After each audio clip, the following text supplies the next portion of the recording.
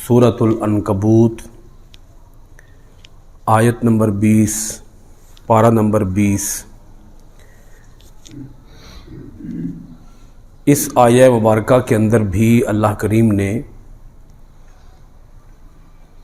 بعث بعد الموت، مرنے کے بعد انسان کے دوبارہ جی اٹھنے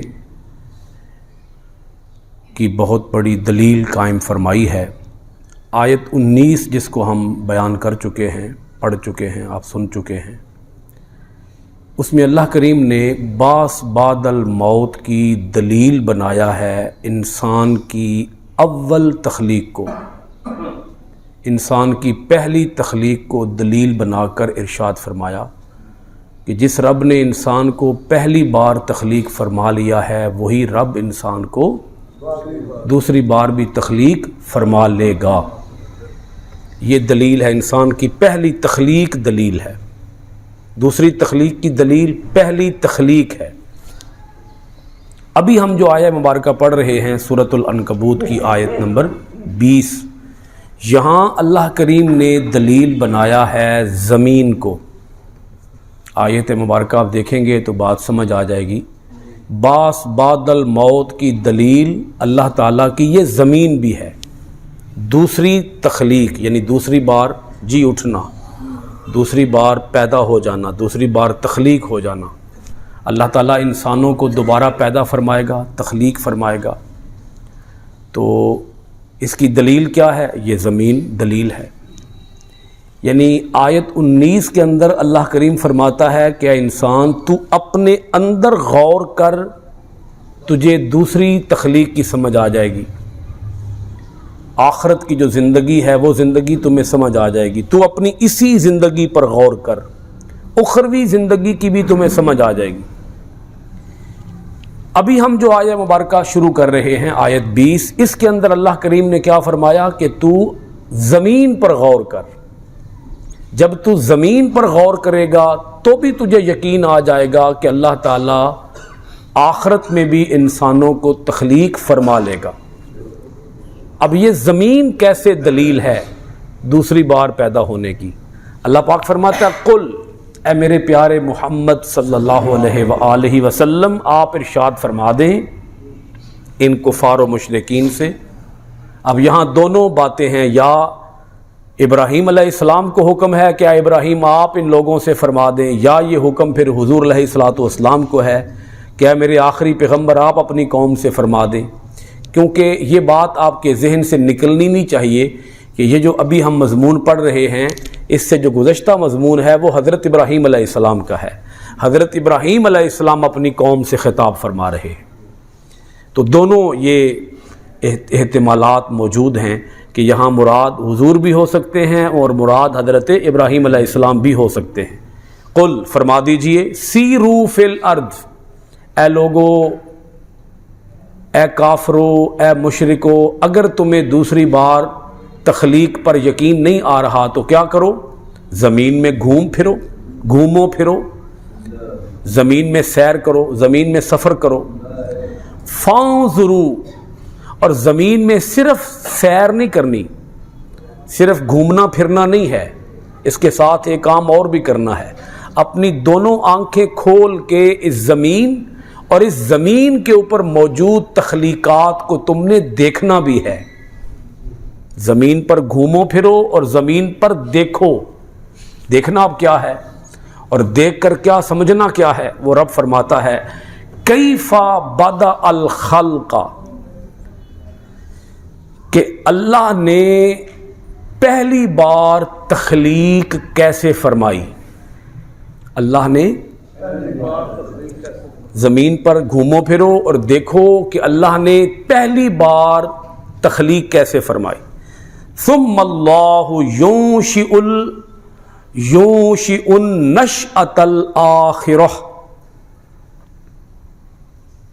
پھر اللہ ینشئ پیدا فرمائے گا، تخلیق فرمائے گا، النشأة الآخرہ دوسری زندگی کو، النشأة زندگی، الآخرہ دوسری زندگی کو پیدا فرمائے گا۔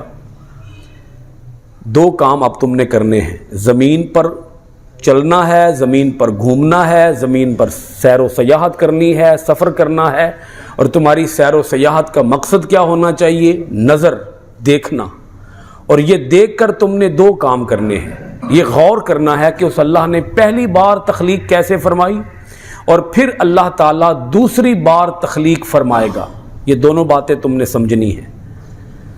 اب اس آیت مبارکہ کے اندر اگر ہم گہرائی میں جائیں تو اللہ کریم نے اپنی طاقت کو یہاں بنیاد بنایا ہے بات سمجھانے کے لیے کہ غور کرو، اس زمین پر گھوم پھر کر غور کرو کہ جس رب نے اتنا بڑا یہ جہان پیدا فرما لیا ہے. اللہ تعالیٰ اپنی طاقت کی طرف توجہ دلاتا ہے کہ غور تو کرو.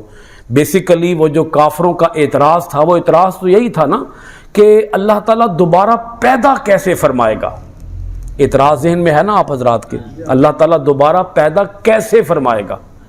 تو اللہ تعالیٰ جواب کیا دے رہا ہے؟ میری طاقت دیکھو، میری قدرت پہ غور کرو، میری کاریگری پہ غور کرو، میری بنائی ہوئی چیزوں پر غور کرو، اس جہان کے اندر جو جو کچھ میں نے پیدا کیا ہے اس پر غور کرو.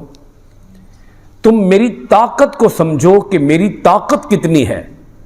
اللہ پاک فرماتا ہے کہ میں رب نے یہ پوری زمین، یہ پورا آسمان، یہ پورا جہان، اور اس کے اندر ندی نالے، اس کے اندر دریا، اس کے اندر نہریں، اس کے اندر چرند پرند، جمادات، نباتات، فصلیں، ہوائیں، بادل، پانی، روشنی، ہوا، دن رات، سورج، چاند، سیارے، ستارے. وہ رب فرماتا ہے کہ میں نے اس کے اندر کیا کیا کچھ نہیں بنا دیا. تو جس رب نے یہ سب کچھ بنا لیا ہے، بولیے گا ذرا، جس رب نے یہ سب کچھ بنا لیا ہے، اس رب کے لیے ایک انسان کو مار کے اسے دوبارہ پیدا کرنا کیا مشکل بات ہے اس میں. وہ رب فرماتا ہے قوت، میری قوت میں غور کرو، میری طاقت میں غور کرو، میری بنائی ہوئی چیزوں کو دیکھو، اور پھر میری کاریگری کو سمجھو کہ میں کتنا بڑا کاریگر ہوں. تم کہتے ہو کہ اللہ دوبارہ پیدا کیسے کرے گا. اور اب فرماتا ہے جیسے میں نے یہ جہان بنا لیا ہے، میرے لیے جہان بنانا بھی کوئی مشکل کام نہیں تھا، تو انسان کو مار کے پھر دوبارہ پیدا کرنا بھی میرے لیے کوئی مشکل کام نہیں ہے. میرے لیے کیا مشکل ہے؟ کو جتنے سمجھ آ گئی ہوئے گی. اس پر ہمارا یقین بہت پختہ ہونا چاہیے. ہمیں ایک ذرے کے برابر بھی شک نہیں ہونا چاہیے کہ انسان کو اللہ تعالیٰ دوبارہ پیدا کیسے فرمائے گا. یہ شک کافروں کا ہے.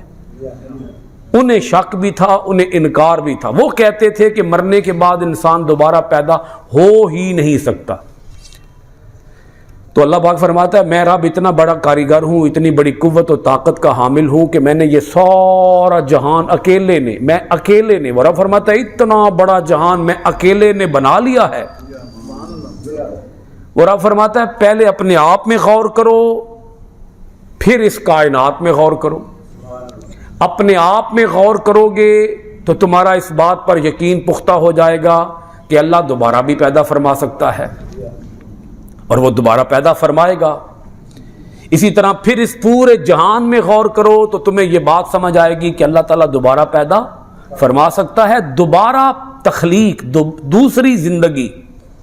اس دوسری زندگی پر یقین جتنا انسان کا مضبوط ہوگا، یہ جو نماز، روزہ، حج، زکوٰۃ، جو کچھ ہم کرتے ہیں دوسری زندگی کے لیے کرتے ہیں. بھئی کیا خیال ہے؟ نماز، روزہ، حج، زکوٰۃ کس کے لیے کرتے ہیں؟ دوسری زندگی کے لیے کرتے ہیں. تو بھئی دوسری زندگی پہ اگر یقین ہی نہ ہو تو پھر نماز، روزہ، حج، زکوٰۃ مقصد بتا دے اس کا کیا ہے. یہ سارا کچھ ہم کر ہی دوسری زندگی کے لیے رہے ہیں. اور اگر دوسری زندگی کے بارے میں ہم خود ہی شک میں مبتلا ہوں، پتہ نہیں ہوگا، اور یا کافروں کی طرح یہ عقیدہ کہ دوبارہ پیدا ہونا کیسے ہے، مر گیا مردود، نہ فاتحہ نہ درود، یہ سوچ تو مردودوں کی سوچ ہو سکتی ہے، کافروں کی سوچ ہو سکتی ہے. ہم مسلمانوں کی تو یہ سوچ زوال بھی پیدا نہیں ہوتا کہ ہماری بھی یہ سوچ ہو کہ مر گیا مردود تے نہ فاتحہ نہ درود. جی یہ جو مردود ہیں، جو کافر ہیں، وہ انکار کرتے ہیں دوسری بار تخلیق کا، دوسری بار پیدا ہونے کا. اور رب فرماتا ہے آؤ ادھر آؤ، میں تمہیں بتاتا ہوں کہ میں پیدا کیسے کروں گا. اپنے آپ میں غور کرو، میری اس کائنات میں غور کرو. ان اللہ علی کل شیء قدیر، بے شک اللہ تعالی ہر چیز پر پوری طرح قادر ہے، قدرت رکھتا ہے. کوئی بھی چیز اس کی قدرت سے باہر نہیں ہے. جب کچھ بھی اس کی قدرت سے باہر نہیں تو تمہیں دوبارہ پیدا کرنا اس کی قدرت سے باہر کیسے ہو گیا؟ یہ بعث بعد الموت کا جو عقیدہ ہے، قرآن مجید نے اس کے بہت دلائل دیے ہیں.